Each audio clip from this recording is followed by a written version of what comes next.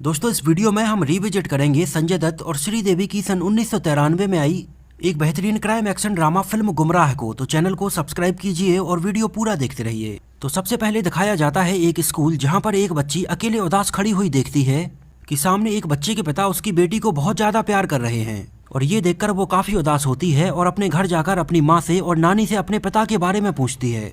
और बच्ची की ये पूछते ही ये दोनों उसके ऊपर काफी गुस्सा करने लगते हैं और आगे से उसके पिता के बारे में उससे बोलते हैं कि वो अब कोई भी सवाल ना पूछे।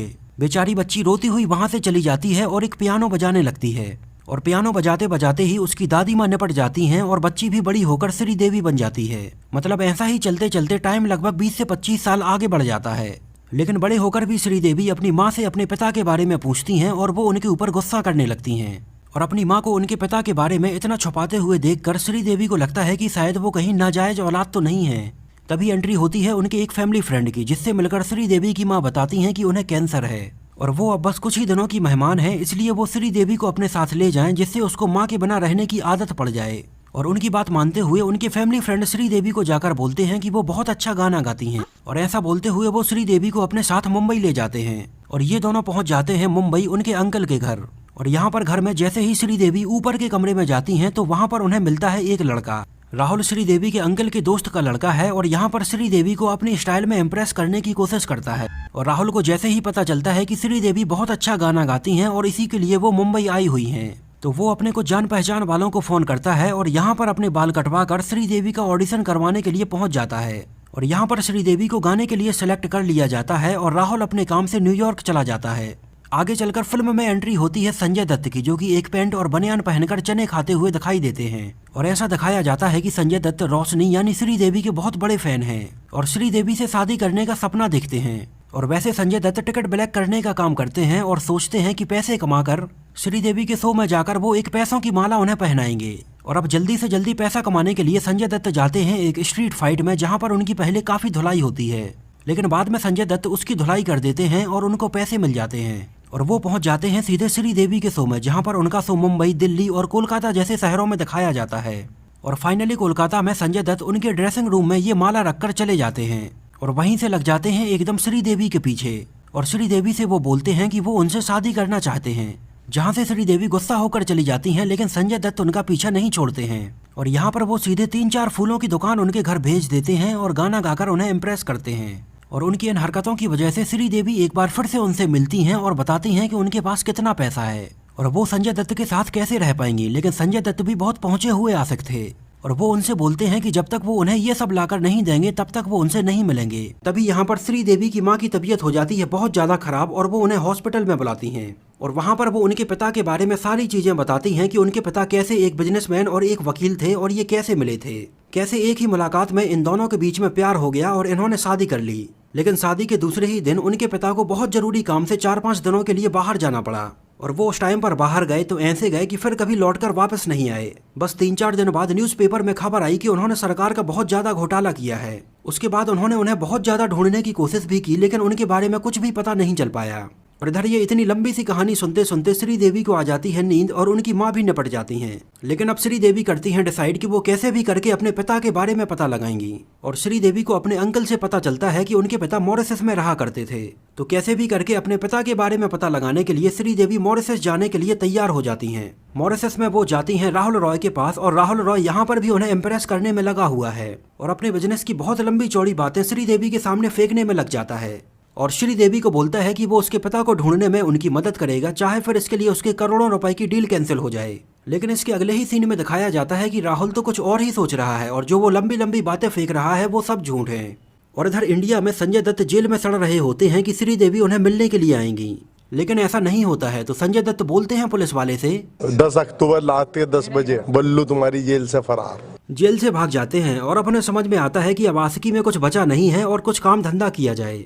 और अपने दोस्त के बताए हुए 2 नंबर के रास्ते से भागकर पहुंच जाते हैं हांगकांग, जहां पर अनुपम खेर, जो कि श्रीदेवी के पिता होते हैं, वो एक बार चलाते हैं और संजय दत्त उन्हीं के यहाँ पर नौकरी करने लगते हैं। जहां पर अनुपम खेर भी संजय दत्त की प्यार की ये कहानी सुनने के बाद काफी इम्प्रेस होते हैं और अपनी जिंदगी का ज्ञान संजय दत्त के साथ बांटने में लग जाते हैं। इधर दूसरी तरफ मॉरिशस में अपने पिता के उस पुराने एड्रेस पे पहुंचती हैं और वहां पर उन्हें एक अंकल मिलते हैं, जो कि श्रीदेवी को बताते हैं कि किस तरह से उन्होंने सरकार का गबन करके उनके खानदान की पूरी इज्जत को मिट्टी में मिला दिया था। और यहाँ पर होती है बहुत ज़्यादा ड्रामेबाजी और श्रीदेवी करती हैं उन्हें बहुत सारा इमोशनल ब्लैकमेल। और फाइनली उन्हें उनके पिता का एक मोबाइल नंबर मिल जाता है, जिस नंबर पर वो फ़ोन करती हैं तो यहाँ पर हांगकांग में ये फ़ोन उठाते हैं संजय दत्त। और फ़ोन पर अनुपम खेर से भी उनकी बात होती है, लेकिन अनुपम खेर यहाँ पर शराब के नशे में धुत होते हैं और कुछ भी पहचानने से मना कर देते हैं। लेकिन यहाँ पर रोशनी डिसाइड करती है कि वो हांगकांग जाकर एक बार उनसे जरूर मिलेगी और राहुल को इस बारे में बोलती है। तो राहुल करवाता है हांगकांग जाने की 2 टिकट, एक तो श्रीदेवी के नाम से और अपनी टिकट करवाता है किसी दूसरे नाम से। मतलब यहाँ पर इसके दिमाग में जरूर कुछ ना कुछ चल रहा है। और रोशनी जैसे ही हांगकांग जाने के लिए तैयार हो रही होती है तो ये कुछ ड्रग्स के पैकेट रोशनी के बैग में रख देता है और एयरपोर्ट पर चलती है बहुत टाइट सिक्योरिटी, जहाँ पर कोई भी चीजें इधर से उधर नहीं हो सकती हैं। और यहाँ पर चेकिंग के दौरान ये कुत्ता सूंघ लेता है कि इस बैग में जरूर कुछ ना कुछ काला है। और वहाँ पर श्रीदेवी को ये बैग उठाते हुए सिक्योरिटी ऑफिसर पकड़ लेते हैं और ये देखता है राहुल और एयरपोर्ट से तुरंत भाग जाता है। श्रीदेवी बहुत जोर जोर से वहाँ पर चिल्लाती हैं राहुल राहुल, लेकिन राहुल वहाँ से कल्टी मार जाता है। अब यहाँ पर होती है श्रीदेवी से बहुत ज्यादा पूछताछ और श्रीदेवी यही बोलती हैं कि ये पैकेट उन्होंने नहीं रखा है। और आपको पता है हांगकांग में ड्रग स्मगलिंग की सजा क्या है? हांगकांग में ड्रग स्मगलिंग की सजा है मौत। और अब श्रीदेवी को समझ में आता है कि शायद ये ड्रग्स के पैकेट राहुल ने उनके बैग में रखे हैं। लेकिन फ्लाइट में उनकी बगल वाली सीट पर राहुल नाम का कोई भी पैसेंजर नहीं होता है, क्योंकि ये टिकट किसी और नाम से बुक की हुई होती है। और फाइनली श्रीदेवी को ले जाया जाता है हांगकांग की एक खतरनाक जेल में, जहाँ पर 2 जेलें आजू बाजू में हैं, एक औरतों की और एक मर्दों की। यहाँ पर ये जेलर लड़कियों के साथ मस्ती करते हुए भी दिखाया जाता है और श्रीदेवी को एक काफी अंदर जेल में ले जाकर बंद कर देते हैं, जहाँ पर उनकी मुलाकात होती है उसी जेल में बंद एक और कैदी आलिया भट्ट की मम्मी से। और सच में यहाँ पर ये आलिया भट्ट की तरह ही दिखने वाली आलिया भट्ट की रियल मम्मी सोनी राजदान ही थी, जिसको भी रियल में ड्रग स्मगलिंग करते हुए जेल में बंद कर दिया जाता है। अगले ही दिन ये खबर आती है न्यूज़पेपर में और संजय दत्त को इस बारे में पता चलता है, तो वो जेल में तुरंत उनसे मिलने के लिए चले जाते हैं। और वो पहले तो संजय दत्त को हांगकांग में जेल में देखकर काफी हैरान होती हैं, लेकिन अंदर से उन्हें काफी खुशी भी होती है कि इस अनजान शहर में इतनी बड़ी जेल में उनसे कोई मिलने के लिए तो आया। और वो संजय दत्त को अपनी पूरी कहानी बताती हैं कि किस तरह वो अपने पिता को यहाँ पर ढूंढने के लिए आई थी और यहाँ पर जेल में फंस गई हैं। और उनके बताने के बाद संजय दत्त भी समझ जाते हैं कि श्रीदेवी अनुपम खेर की बेटी हैं, जिनके यहाँ पर वो काम करते हैं। और श्रीदेवी उनसे बोलती हैं कि हो सके तो उनके पिता को इस बारे में बता देना। और संजय दत्त जाकर अनुपम खेर को ये सारी बात बताते हैं और उन्हें बताते हैं कि उनकी वजह से कैसे उनकी बेटी जेल में फंस गई हैं। और यहाँ पर अनुपम खेर की पूरी कहानी पता चलती है कि कैसे बहुत सालों पहले अनुपम खेर को भी ऐसे झूठे ड्रग्स के मामले में पकड़ लिया गया था। और अब वो सोचते हैं कि अपनी बेटी के साथ वो दोबारा से ऐसा नहीं होने देंगे।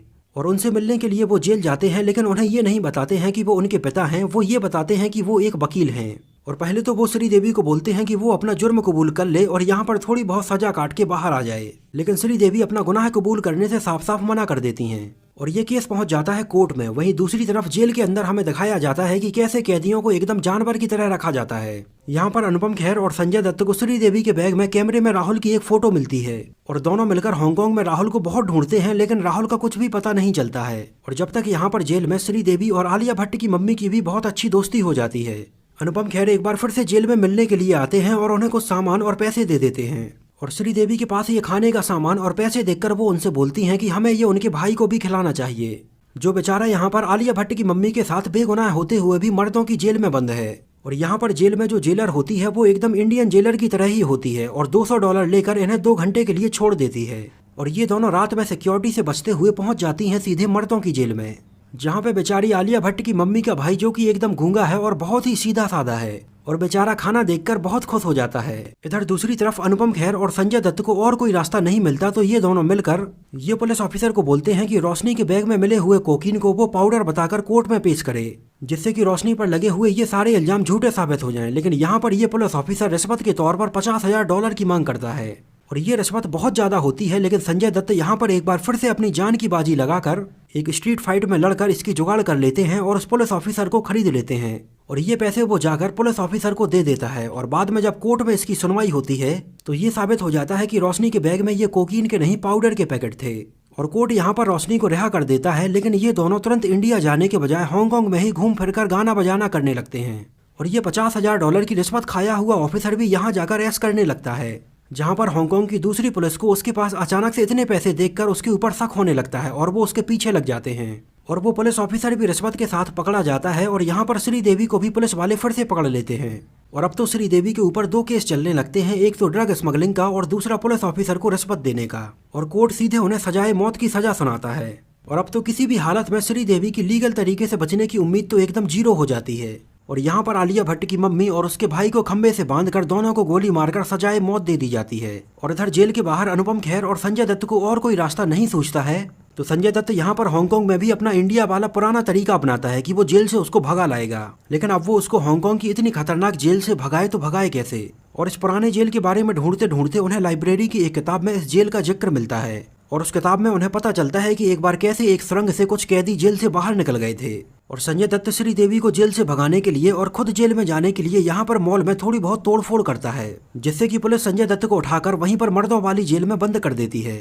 और अनुपम खेर यहाँ पर श्रीदेवी को जेल से भागने का पूरा प्लान बताते हैं। और इधर संजय दत्त भी रात में सिक्योरिटी वाले को बेवकूफ बनाकर जेल से भाग जाते हैं। और संजय दत्त के पास होता है जेल की सुरंग का नक्शा कि जेल में कहाँ पर सुरंग बनी है। और वो छुपते हुए पहुंच जाते हैं औरतों वाली जेल में श्रीदेवी के पास। और यहाँ पर ये दोनों ही जेलर कैदियों के ऊपर ध्यान रखने के बजाय खुद आपस में रोमांस कर रहे हैं। लेकिन जेलर की ठड़क और ज्यादा बढ़ती है और वो श्रीदेवी के साथ भी रोमांस करने की कोशिश करता है। लेकिन यहीं पर छुपे हुए संजय दत्त उसका मार मार कर भुर्ता बना देते हैं। लेकिन यहाँ पर आ जाती है जेल की पूरी सिक्योरिटी और यहाँ पर होती है संजय दत्त की बहुत ज्यादा धुलाई और उन्हें यहाँ पर जेल में बांध कर रखा जाता है। और यहाँ पर ये दोनों एक दूसरे के बारे में सोचते हैं और एक दर्द भरा गाना चालू हो जाता है। और संजय दत्त को इस जख्मी हालत में ले जाकर भर्ती कर देते हैं मर्दों वाले अस्पताल में। और दूसरे दिन श्रीदेवी को सजाए मौत होने वाली होती है। लेकिन उसके एक दिन पहले अनुपम खेर जेल में आकर उन्हें बताते हैं कि जेल में बनी सुरंग का रास्ता मर्दों वाली अस्पताल में ही है, जहाँ पर संजय दत्त ऑलरेडी भर्ती हैं और उन्हें इसी रात वहाँ से भागना होगा। और वो अनुपम खेर से कुछ पैसे लेती हैं कि वो रात में उस जेलर को देकर कुछ देर के लिए छूटेंगी और फिर वहाँ से भाग जाएंगी। लेकिन यहाँ पर ये लेडी जेलर श्रीदेवी से सारे पैसे तो ले लेती है लेकिन उन्हें जाने नहीं देती है। लेकिन कैसे भी करके फाइनली श्रीदेवी यहाँ से भागती हैं और भागते भागते पहुँचती हैं मर्दों वाली जेल में। और यहाँ पर वो संजय दत्त से भागने के लिए बोलती हैं, लेकिन संजय दत्त की हालत होती है बहुत ज़्यादा खराब। तो पहले तो संजय दत्त बोलते हैं कि वो यहाँ से अकेली भाग जाएं, लेकिन बाद में उनके बहुत ज़्यादा कहने पर वो भी भागने के लिए तैयार हो जाते हैं और नक्शे में देखकर पहुँच जाते हैं जेल में बनी उस सुरंग में और वहाँ से भाग जाते हैं। लेकिन कैसे भी इस जेलर को पता चल जाता है कि ये भागने की कोशिश कर रहे हैं और ये पहुंच जाता है सीधे उसी सुरंग में, जहां पर होती है संजय दत्त और इसके बीच में बहुत देर तक लड़ाई और बाद में संजय दत्त इसको मार के वहां से भाग जाते हैं। और तब तक यहाँ पर जेल में भी और लोगों को पता चल जाता है कि ये लोग यहाँ से भाग गए हैं, तो पुलिस भी इनके पीछे लग जाती है। और तब तक अनुपम खेर भी श्रीदेवी का फर्जी पासपोर्ट बनाकर पहुंच जाते हैं सीधे एयरपोर्ट। और एयरपोर्ट पर हो रही एक चेकिंग के दौरान वो श्रीदेवी को अपनी बेटी बताते हैं और तब जाकर श्रीदेवी समझ जाती हैं कि अनुपम खेर ही उनके पिता हैं और वो उनके गले लग जाती हैं। और एयरपोर्ट पर पुलिस आने के पहले ही संजय दत्त और श्रीदेवी इंडिया चले जाते हैं। और इंडिया में ये दोनों पहुंचते हैं सीधे राहुल के घर, जहां पर राहुल एक और भोली भाली लड़की को फंसाने के चक्कर में है, जहां पर ये दोनों मिलकर करते हैं राहुल की कुटाई और बाद में उसको पुलिस पकड़कर ले जाती है। तब तक अनुपम खेर भी दूसरी फ्लाइट से इंडिया आ जाते हैं और वो संजय दत्त और श्रीदेवी की शादी फिक्स कर देते हैं। और तभी संजय दत्त को पकड़ने के लिए वही पुरानी इंडिया की पुलिस आ जाती है जो उसको पहले ढूंढ रही होती है। और संजय दत्त उनसे बोलते हैं कि वो बहुत जल्दी जेल से वापस आकर उनसे शादी कर लेंगे। और फिल्म हो जाती है एक गाने के साथ यहीं पर खत्म।